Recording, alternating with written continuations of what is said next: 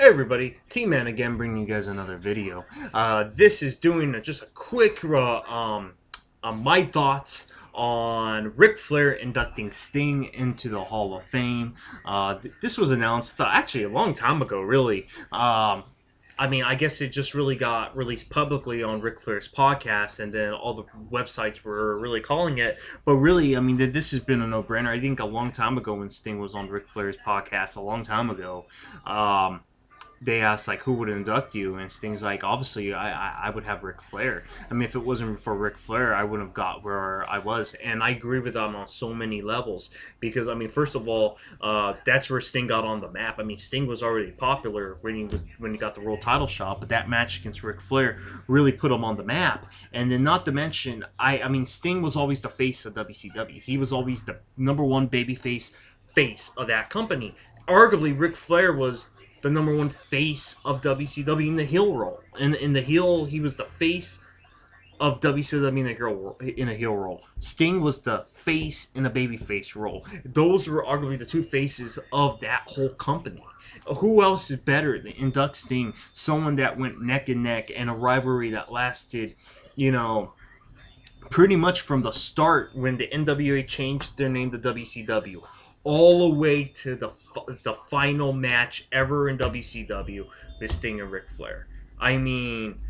Their careers just went parallel from the moment Sting stepped foot into the NWA / WCW. From the moment Sting walked in, they were just intertwined, and they had, arguably every match they had was pretty much the same, but they were great matches and they were great storytelling. And I just thought it was real appropriate, especially in the history of WCW. Everyone that watches this channel knows that I am a huge WCW fan. I'm probably one of the biggest WCW fans. And you look at when Sting first came and had that great match at Clash of the Champions with Ric Flair.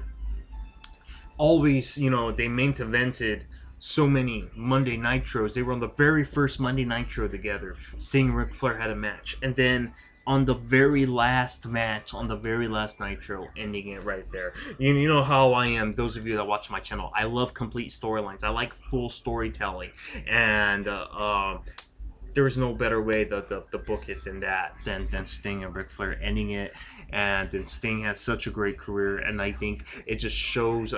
Sting could get somebody like Lex Luger, his best friend or whatever, but he's going to his roots and he's showing everybody, you know what, this is the man that really put me on the map, and I want to thank him, and I want this man to put me in the Hall of Fame. So I'm really looking forward to Sting, one of my very favorite wrestlers of all time, and I think it's a good move. What do you guys think about Ric Flair inducting Sting into the Hall of Fame? I think this is a great choice. Leave your comments down below. Let's have a conversation about this.